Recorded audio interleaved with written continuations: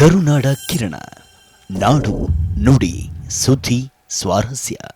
ರಾಷ್ಟ್ರ ಮಟ್ಟದಲ್ಲಿ ಸದ್ದು ಮಾಡಿದ ಯಲ್ಲಾಲಿಂಗ ಕೊಲೆ ಕೇಸ್ 10 ವರ್ಷದ ನಂತರ ಇಂದು ಅಂತಿಮ ತೀರ್ಪು ಪ್ರಕಟವಾಗಿದೆ. ಕೊಪ್ಪಳ ಜಿಲ್ಲಾ ಮತ್ತು ಸತ್ರ ನ್ಯಾಯಾಲಯದಲ್ಲಿ ಅಂತಿಮ ತೀರ್ಪು. ಎಲ್ಲಾ ಕೊಲೆ ಆರೋಪಿಗಳು ಖುಲಾಸೆ.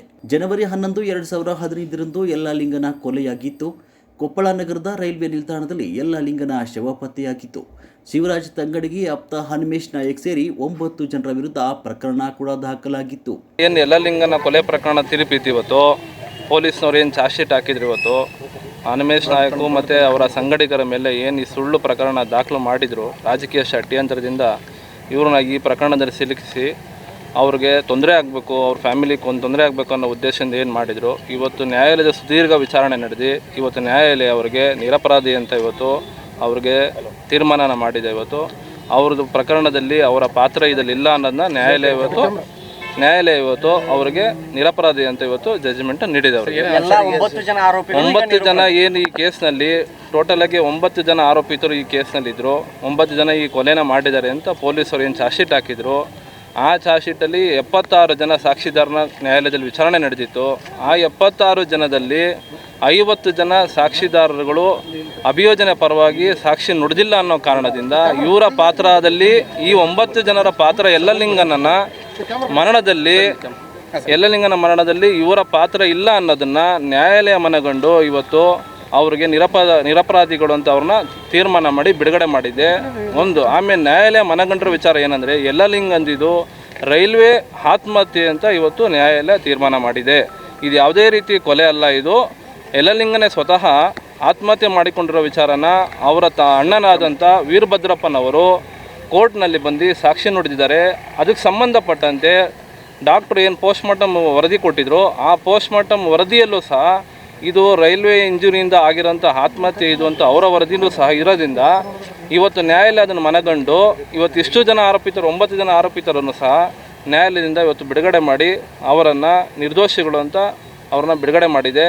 ನ್ಯಾಯದ ಮೇಲೆ ನಂಬಿಕೆ ಇದ್ದಂಥ ಆರೋಪಿತರು ಅವರು ಸಹ ಸುದೀರ್ಘ 10 ವರ್ಷಗಳ ಕಾಲ ಈ ಏನು ರಾಜಕೀಯ ಷಡ್ಯಂತ್ರದಲ್ಲಿ DGND ಮತ್ತು IGP ರವರೇ ಈ ಪ್ರಕರಣದಲ್ಲಿ ಹನುಮೇಶ್ ನಾಯಕರವರ ಪಾತ್ರ ಏನೂ ಇಲ್ಲ ಅಂತ ಅವರಿಗೆ ಒಂದು ನಿರ್ದೇಶನ ಇದ್ದರೂ ಸಹಿತ ಅವರೇ ಇದನ್ನು ಒಂದು ಆರ್ಡ್ರ್ ಮಾಡಿದ್ದಾರೆ. ಈ ಕೇಸ್ನಲ್ಲಿ DGND IGP ಅವ್ರದ್ದೇ ಒಂದು ಆದೇಶ ಇದೆ.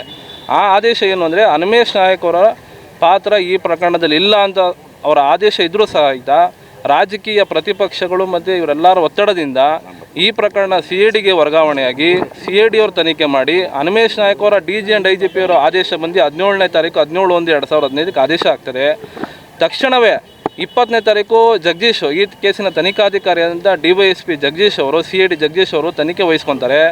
21ನೇ ತಾರೀಕು ಏಕಾಏಕಿ ಕೊಪ್ಪಳಕ್ಕೆ ಬಂದು ಯಾವುದೇ ಇವ್ರ ಬಗ್ಗೆ ಸಾಕ್ಷ್ಯಾಧಾರ ಲಭ್ಯ ಇಲ್ಲಾಂದರೂ ಸಹಿತ ಹನುಮೇಶ್ ನಾಯಕ್ ಅವರ ಬಂಧನ ಮಾಡಿ 3 ವರ್ಷಗಳ ಕಾಲ ಅವ್ರನ್ನ ನ್ಯಾಯಾಂಗ ಬಂಧನದಲ್ಲಿಟ್ಟು ಇವತ್ತು ಅವ್ರ ಮೇಲೆ ಸುಳ್ಳು ಪ್ರಕರಣ ದಾಖಲು ಮಾಡಿ ಇದೆಲ್ಲದಕ್ಕೂ ಮೇನ್ ಕಾರಣ ಬಂದು ರಾಜಕೀಯ ಒತ್ತಡದಿಂದ ಇವ್ರನ್ನ ಮುಗಿಸ್ಲೇಬೇಕು ರಾಜಕೀಯದಿಂದ ಅಂಥೇಳಿ ಆಮೇಲೆ ಆಗಿನ ಕಾಲದಲ್ಲಿ ಸಚಿವರಾಗಿದ್ದ ಶಿವರಾಜ್ ತಂಗಡಗಿ ಅವ್ರನ್ನ ರಾಜೀನಾಮೆ ಪಡಿಬೇಕು, ಅವರ ಹೆಸರಿಗೆ ಒಂದು ಚ್ಯುತಿ ತರಬೇಕು ಅನ್ನೋ ಉದ್ದೇಶದಿಂದ ಈ ಎಲ್ಲ ಪ್ರಕರಣ ಮಾಡಿದ್ದಾರೆ.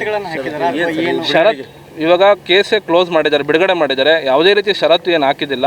ಯಾಕಂದರೆ ನಿಮಗೆ ಜಾಮೀನು ಕೊಡಬೇಕಾದ್ರೆ ಷರತ್ತುಗಳನ್ನ ವಿಧಿಸ್ತಾರೆ. ಇದು ಕೇಸೇ ಕ್ಲೋಸ್ ಆಗಿರೋದ್ರಿಂದ ಇವರೆಲ್ಲ ನಿರಪರಾಧಿಗಳು. ಇದು ಯಾವುದೇ ರೀತಿ ಪ್ರಕರಣದಲ್ಲಿ ಇವ್ರ ಪಾತ್ರ ಇಲ್ಲ ಅನ್ನೋದನ್ನ ನ್ಯಾಯಾಲಯ ಮುಕ್ತವಾಗಿ ಇವತ್ತು ಹೇಳಿದೆ. ಅದರಿಂದ ಬಿಡುಗಡೆ ಮಾಡಿದ್ದಾರೆ.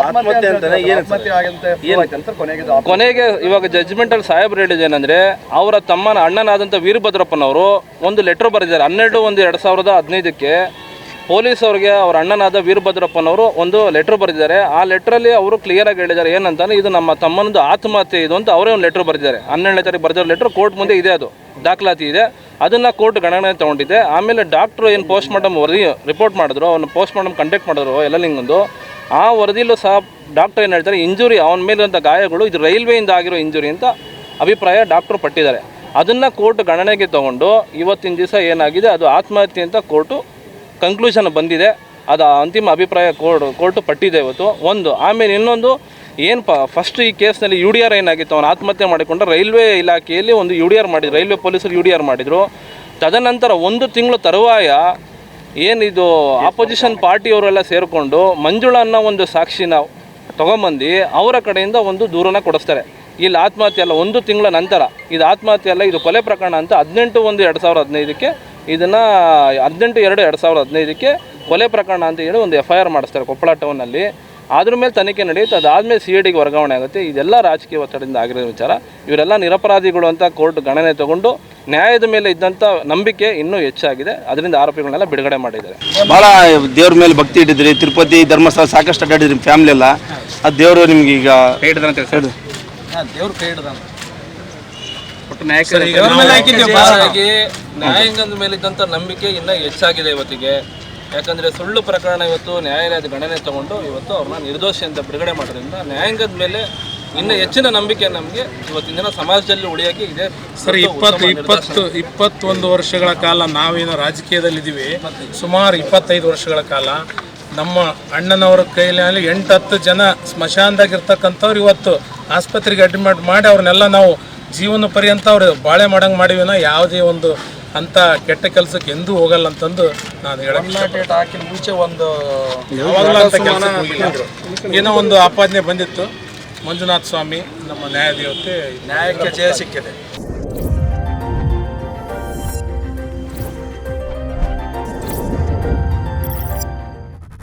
ಕರುನಾಡ ಕಿರಣ, ನಾಡು ನುಡಿ ಸುದ್ದಿ ಸ್ವಾರಸ್ಯ.